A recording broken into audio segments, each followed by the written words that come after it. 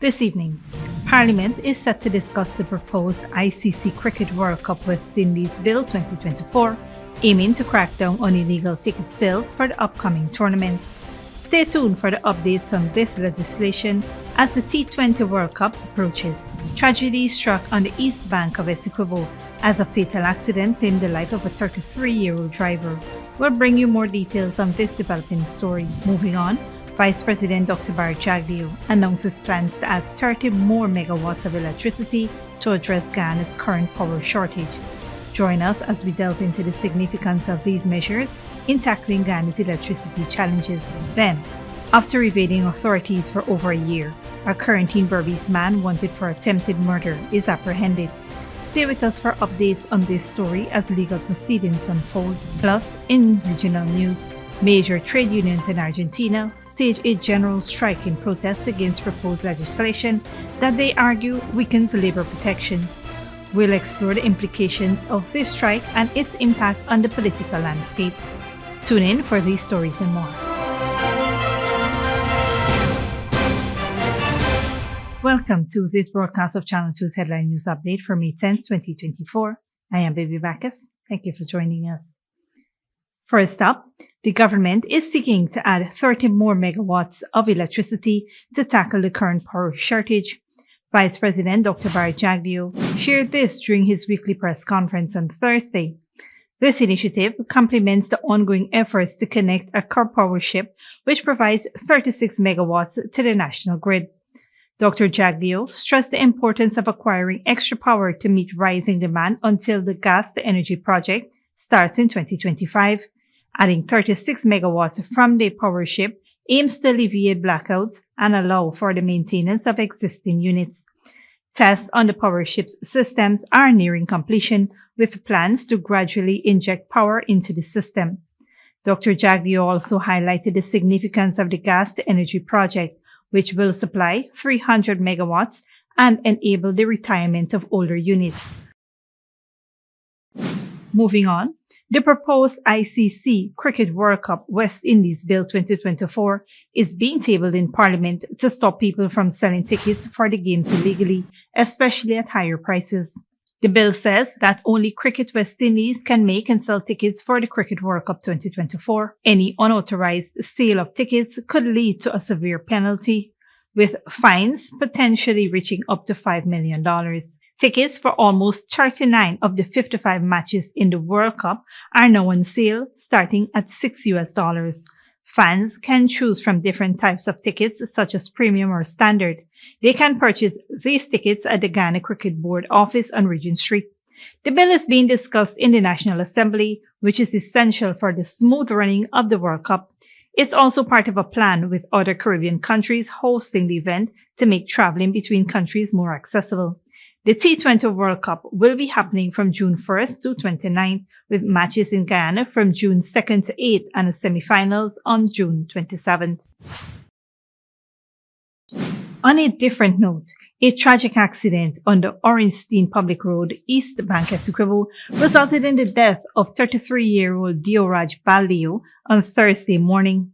The incident involved a motor lorry GVV 9777 driven by 60-year-old Ramgobin Prahalad of Parika Outfall and minibus BSS 7322 operated by Dioraj Baldeo, who resided at Zealot. Preliminary investigations suggest that the motor lorry reversing from north to south out of a stone depot on the northern side of the road blocked the entire public road. The minibus, which was traveling west at a reportedly high speed, crashed into the back of the truck that was crossway blocking the roadway. As a result of the collision, both Baldeo and the front passenger, 55-year-old Fazal Ibrahim, were trapped in the minibus. Emergency responders from the Guyana Fire Service freed them and transported them to the Leonora Cottage Hospital. Tragically, Baldeo was pronounced dead upon arrival at the hospital, while Ibrahim, who sustained head injuries, was later transferred to the Georgetown Public Hospital in stable condition. The body of the deceased has been transferred to the Ezekiel Funeral Home, awaiting a post-mortem examination. A breathalyzer test conducted on the lorry driver showed no alcohol consumption. Investigations into the incident is ongoing. Stick around when we return. Fatal boat collision claims life of Chinese national and Burmese fugitive captured after year-long invasion.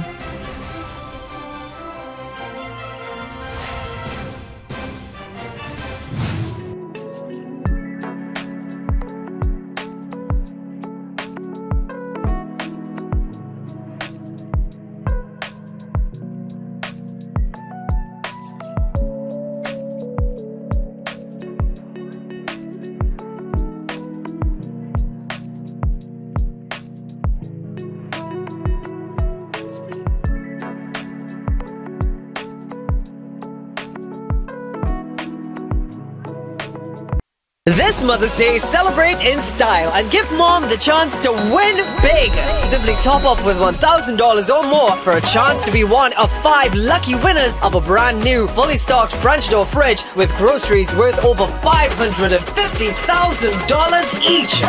One winner will be selected weekly from April 5th to May 9th. Start topping up today. Digicel, the network for everyone, everywhere. Good girl forget things.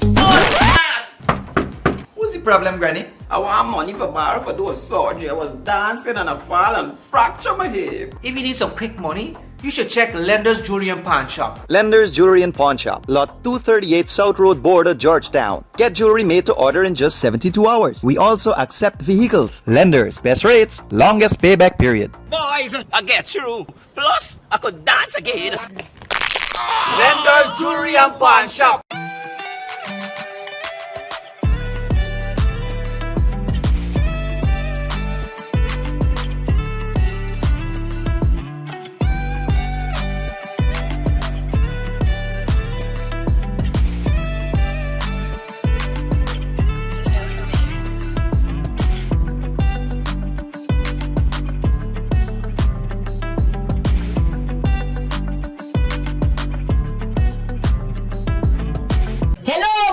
TikToker followers, it's credit. And today, all we will be making Chinese noodles with peppies, chow mein, chicken fritters, and spice cake. For the noodles, all these will be using peppies, black pepper, cashew, Chinese sauce, soy sauce, garlic sauce, paprika, Chinese seasoning, chow mein seasoning, five spice, and all-purpose seasoning. Next, this chicken that we marinated, soak for all you don't know nothing with peppies, green seasoning, miracle seasoning, pepper sauce, chicken seasoning, paprika, garlic powder, jerk seasoning, black pepper, onion powder, and ginger powder, and document plantain flour, and then this butter we make with this quick piece powder, and we boil in high. We serve with peppies, barbecue sauce. Radical went to the supermarket and she proper buy up enough things. She feels she alone can cook, but she routine even wrong. She shaped like a Guyana map.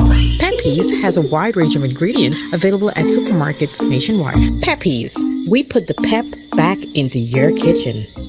Furnishing your home or office has never been easier. Here at Kissoon's, our inventory of locally made and imported furniture, offered at amazing prices, will leave you wanting more. From vinyl, floor rugs and carpets, bedroom, dining and living room sets, mattresses, pillows, office desk, chairs and filing cabinets, outdoor benches and tables. We have a piece of furniture for every room imaginable in your home or office. Check out our flagship store at Industrial Site Rijnveld or one of our branches in New Amsterdam, Port Morant, Riverton and Camp Street. Kissoon's Furniture, furnishing homes for over 50 years.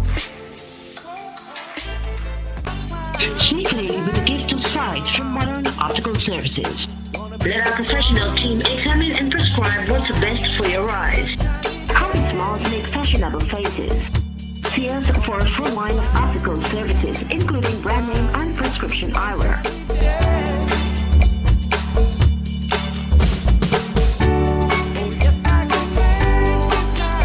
Modern Optical Services, 316 Middle Street, Georgetown. Telephone 226-1082. Welcome back. A tragic boat mishap in Region 7 has resulted in the death of Dia Jianhua, a Chinese national. The incident occurred on Wednesday, May 8th, around 7:30 p.m. at Timber Grant Landing, Essequibo River. Reports indicate that while navigating near Timber Grant Quarry, Essequibo River, the speedboat carrying Jianhua and 2 others collided with a tugboat, causing them to fall overboard. Fortunately, the tugboat crew reacted swiftly, jumping into the river to assist the individuals. They were brought aboard the barge and transported to the Bartica Regional Hospital. Tragically, Jianhua was pronounced dead upon arrival at the hospital. One of the occupants was admitted for treatment, while the other was treated and discharged. Currently, the tugboat's captain is in custody at the Bartica police station, cooperating with the ongoing investigation into the incident. In other news, after evading authorities in Guyana since April 2023, a quarantine Berbice man wanted for attempted murder was apprehended on Thursday, May 9th in Berbice. Sirius Narayan Sankar, also known as Barber and Wire, was deported from Suriname by Suriname authorities. The 47-year-old resident of number 69 Village Quarantine allegedly attacked a 35-year-old woman with whom he shared a common law relationship in April 2023 at the number 55 Village Quarantine Berbice.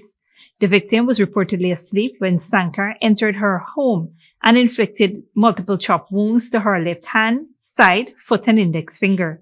After the incident, Sankar fled to Suriname, where he was reportedly captured at a tire shop. He now remains in custody pending charges of attempted murder. Don't go away after the break. U.S.-Philippines military exercises, anger in northern region over ties, and world record drone light show. More than 5,000 drones showcased.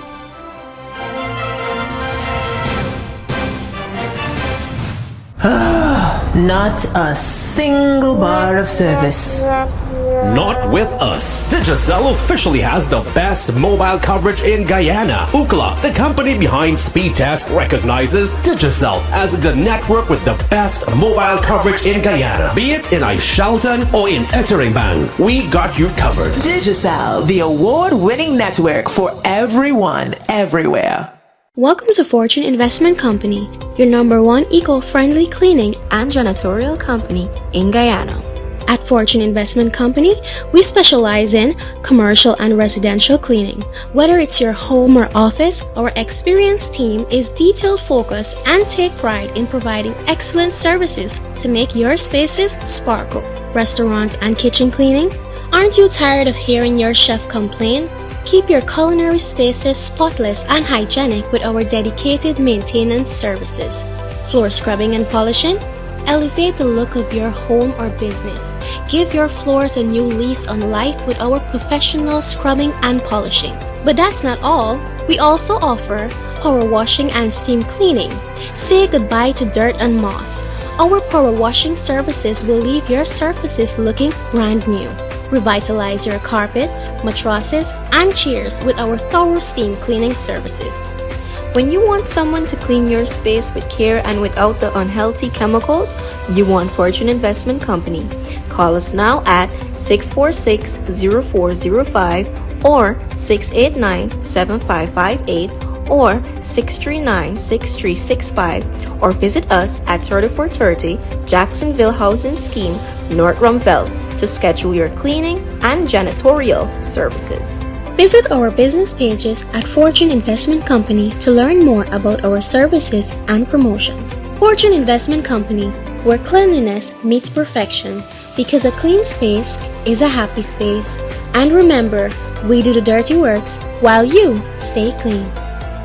Good girl forget things.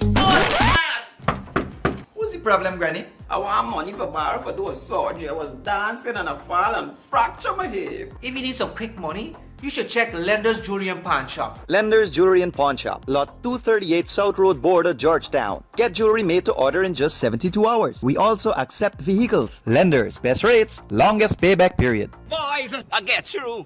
Plus, I could dance again. Lender's Jewelry and Pawn Shop. Sneakily with a gift of sight from Modern Optical Services. Let our professional team examine and prescribe what's best for your eyes. Common smiles make fashionable faces. See us for a full line of optical services, including brand name and prescription eyewear.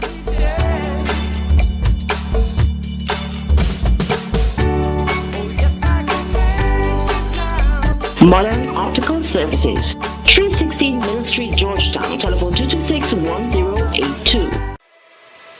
Furnishing your home or office has never been easier. Here at Kissoon's, our inventory of locally made and imported furniture, offered at amazing prices, will leave you wanting more. From vinyl, floor rugs and carpets, bedroom, dining and living room sets, mattresses, pillows, office desk, chairs and filing cabinets, outdoor benches and tables. We have a piece of furniture for every room imaginable in your home or office. Check out our flagship store at Industrial Site Rijnveld or one of our branches in New Amsterdam, Port Morant, Riverton and Camp Street. Kissoon's Furniture, furnishing homes for over 50 years.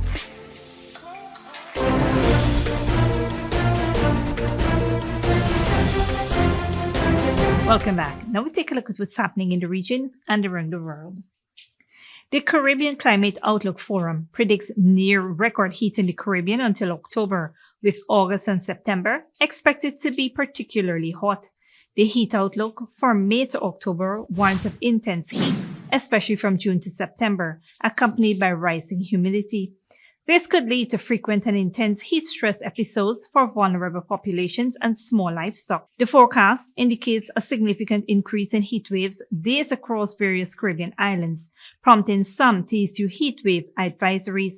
Antigua and Barbuda, Belize and Grenada have already issued alerts due to soaring temperatures, urging residents to take precautions to avoid heat-related illnesses.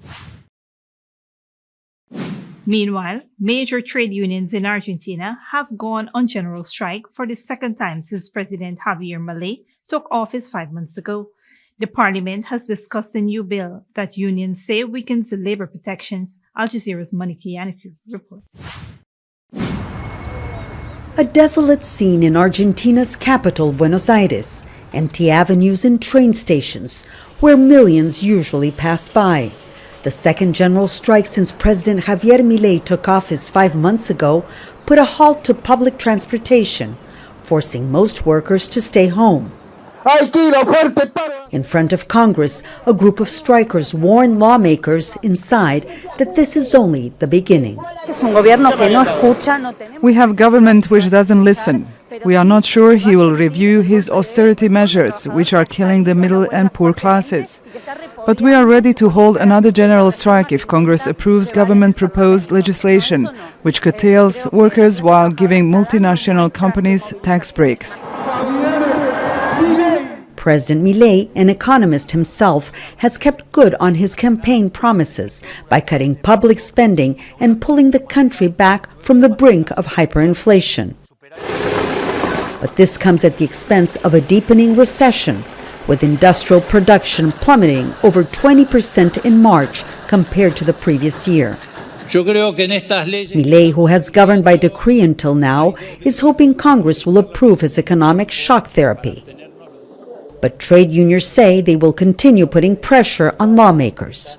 This strike is a wake-up call to the authorities to find a course to rectify the social damage they're carrying out with the measures they're taking all these days. The government showed no sign of giving in. It is a purely political strike. A strike based on threats and extortion is not really a strike. The trade unions have declared the strike a success, saying they were able to clear streets and airports like this one across the country, grounding hundreds of aircraft. Despite this public show of discontent, President Javier Milei is still popular among more than half of the population. Milei is a new phenomenon, unlike any you've seen in Argentina. He is still popular, mostly among the poor and young, those who are struggling to make ends meet. Although they are suffering with economic crisis, they believe there's a light at the end of the tunnel. Until then, Milei is likely to face more resistance from those fleeing the pinch the most. Monica Yannakev, Al Jazeera, Buenos Aires. Internationally, China has condemned joint military exercises by the Philippines and the United States in waters near Taiwan. The live drills were conducted in a northern region of the Philippines, but the local government there is not too keen on the increasing warm relations between Washington and Manila. Al Jazeera's Barnaby Lowe reports. This facility in Cagayan Valley in the northern Philippines irrigates nearly 9,000 hectares of farmland. It's one of a few infrastructure projects in the country funded by China and built during the term of former President Rodrigo Duterte. But Cagayan's governor says there could have been more if President Ferdinand Marcos Jr. hadn't allowed American forces to use Philippine military facilities. Because of the uncertainty of the future and of course the tension in the region, I think this doesn't benefit us as far as investors coming in. Busloads of Chinese used to frequent casino resorts in Santa Ana, a town in the northeastern edge of Cagayan. Now, such establishments that catered for Chinese are mostly empty. This town in the northern tip of the Philippines was poised to become a hub for Chinese investments, but plans for a $500 million textile factory and a 36-hole golf course, for example, have been shelved. Meanwhile, the town now hosts one of two military bases in the province of Cagayan that the United States has been given access to. Santa Ana is less than 500 kilometers from the southern tip of Taiwan. China considers the self-ruled island its own and vows reunification, by force if necessary. In the event of a full-blown war, the United States in China would want to make use of strategic locations and areas for the projection of their military power. The U.S. already making a show of its military power over the past few days by conducting live-fire exercises with Filipino troops in areas of the Philippines facing Taiwan. But beyond combat drills, American soldiers also helped build classrooms in Cagayan, all part of Balikatan, the largest annual joint exercises between U.S. and Philippine forces. Balikatan means shoulder to shoulder, so shoulder to shoulder with our Filipino counterparts in the United States. And it's good for us because we come here to learn from them how to do construction, vertical construction, concrete, CMU block, and together we can bring what we both know to build a school for the community. As the Chinese Coast Guard repeatedly deploys water cannons against Philippine vessels in the South China Sea, polls show most Filipinos favor close ties with the U.S. But where Chinese investments have provided jobs and services, U.S. firepower alone may not be enough to win over hearts and minds. Barnabilo, Al Jazeera, Santa Ana, Cagayan, the Philippines. Finally, a company in South Korea has set a new world record for the most number of drones in a single light show. The display, by more than 5,000 drones, has been a headline attraction at an international exhibition showcasing the latest in unmanned aerial vehicles. Al Jazeera's Rob McBride reports. Over the port city of Incheon, a synchronized show comprising 5,293 points of light, each a single drone. Just a few years ago, drone shows like these were measured in the hundreds. Increasing in scale and sophistication, they represent the cumulative efforts of a small army of technicians, all working to put an artistic vision into the sky. A mission that this team says it never tires of. Just the level of creativity that goes in and the level of passion, it's like art. There's always a sense of passion and excitement when you see something, when you see that what people can do with technology. That technology now allows for drones being moved in swarms with an accuracy of less than 1 centimeter. It's a stunning demonstration of drone power that's on show at the nearby exhibition center, showing off the rapid integration of drones into virtually every aspect of our lives. The business of commercial drones is forecast to see double-digit growth in the coming years, enabled by rapidly developing technologies, from the artificial intelligence that controls them to the batteries that power them, a whole industry that until relatively recently didn't even exist. And like other technologically driven industries, promising boundless possibilities we don't even know about yet. So even with us, 5 years ago, we saw, we were doing shapes in the sky. As we push the limits of the technology, as we push other technology, that there's going to be more and more new industries evolving. We kind of, just barely looking over the horizon, getting a sense of. But horizons, it seems, that will increasingly be filled with drones. Rob McBride, Al Jazeera, Incheon, South Korea. This brings us to the end of the regional and global news coverage. Up next is the 3-day weather forecast.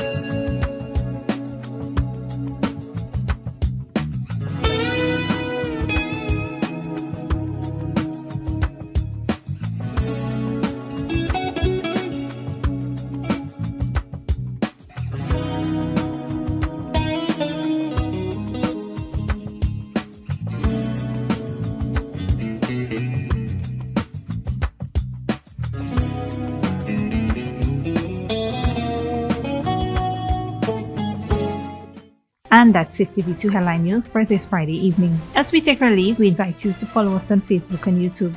We will be out for the weekend, but you can tune in on Monday at 7 p.m. for more news. Until then, please take care of yourself and each other and do have a wonderful weekend.